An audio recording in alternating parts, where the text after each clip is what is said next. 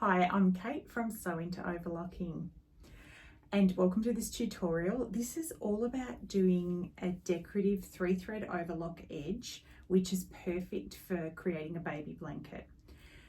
So I love showing this in my hands-on workshops, and the students get really excited when they see the potential just by changing 2 threads in the machine, how your stitch all of a sudden elevates and becomes something really quite special. So I'm using a 3-thread overlock so that it's nice and wide, and I really like it when it's a feature and it has that extra bit of width to it.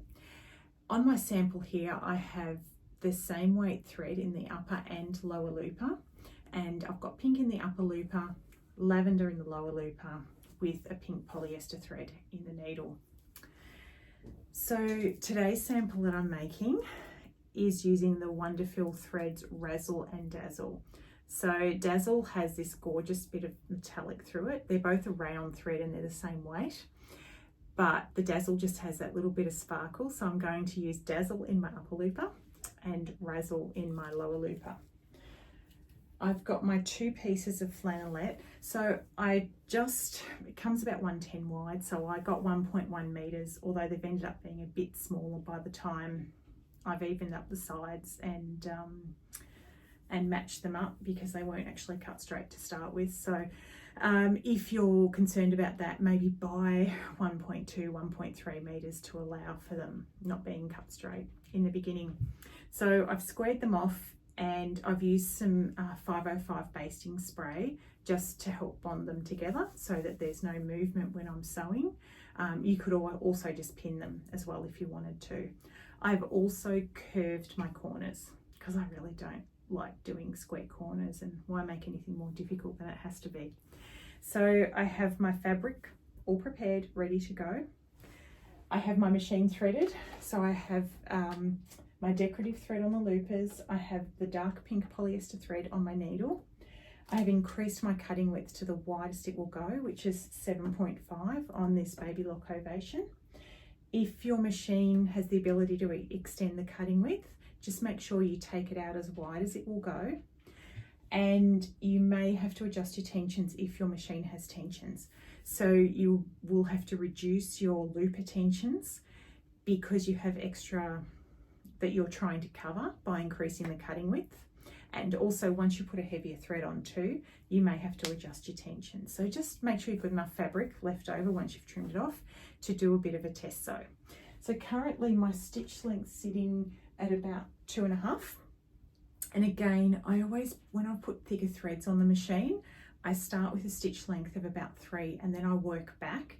So it's better than having it too short, because once you've got thicker threads on, as you start to sew, if the stitch length's too close, it'll just jam up and not want to feed. So always err on the side of caution. Make sure your stitch length is longer than what you need it to start off with, and then you can reduce it and close it up until it's exactly what you're wanting.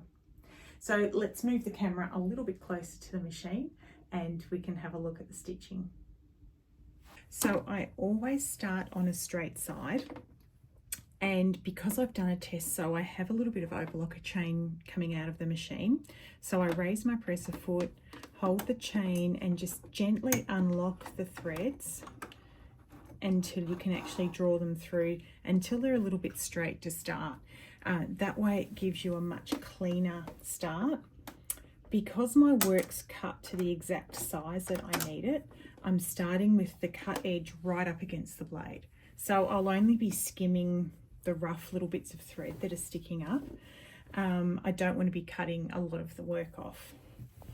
And my differential feed currently is set on N, but I will adjust that when I get to the corners, because if you've done class with me, you know that fabric stretches on the bias. And as we get around this bias edge of the curve, we need to combat that by increasing our differential feed.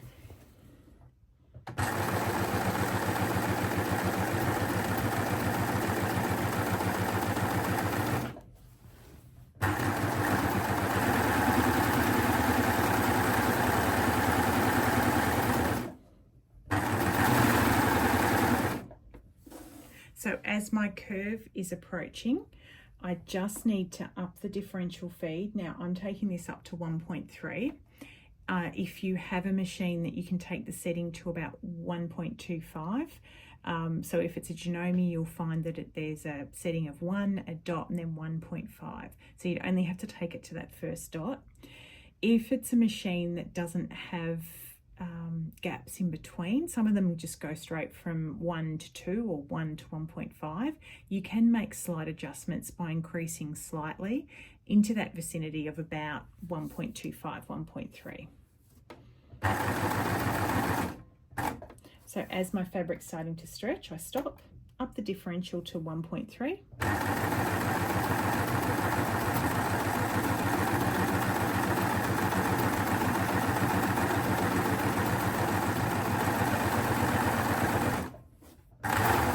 As I'm coming back around to the straight grain of my fabric, I'm going to take that back down to N.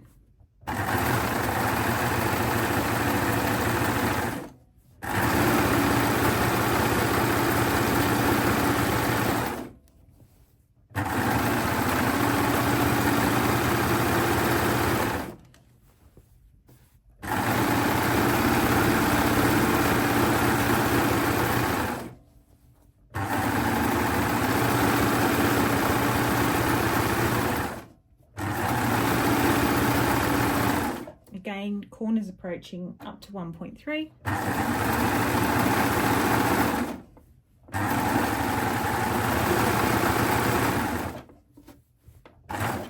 Differential back down to N or to 1.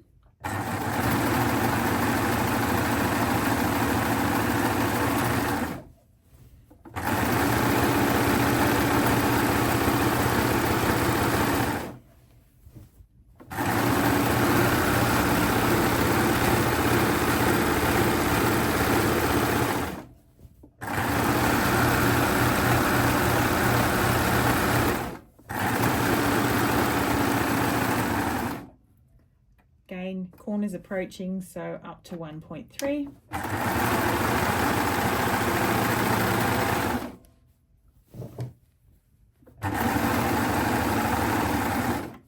Back onto the straight grain, so back down to N or to 1.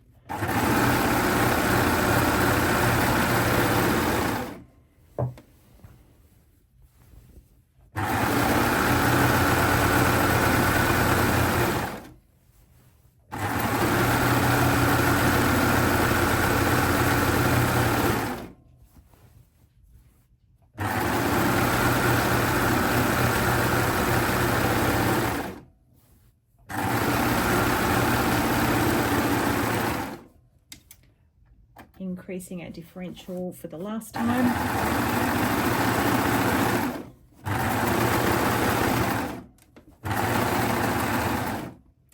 And for the final stretch, back down to N or to 1.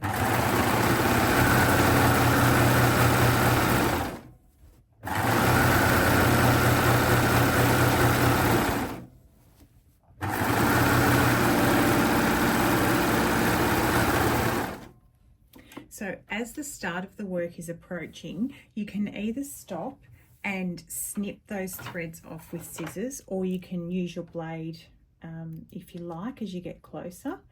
And then we're just going to do a couple of stitches over the top to secure the threads, because we don't want them to keep unraveling like that. Being a heavier weight thread in a 3 thread, they will unravel if they get the opportunity. So let's just make this one nice and clean. And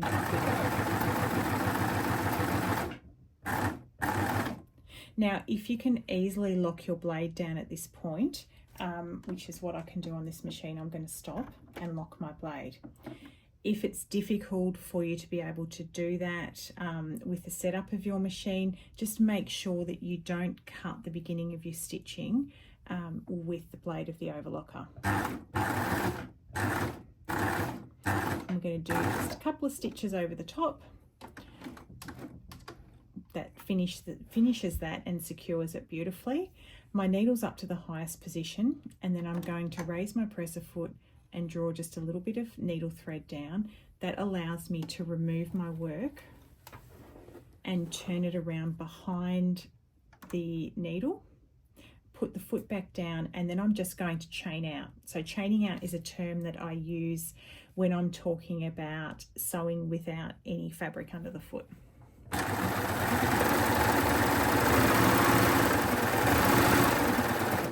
And actually that chain that's coming with the 2 decorative threads, how pretty is that?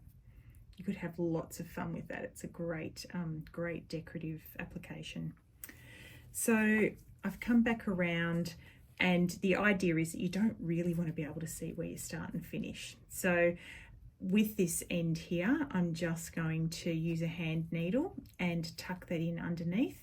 You can also use a product called fray stop or fray check and just seal the ends of the threads before trimming. But I feel like this needs to actually come in underneath as well, just to finish it off.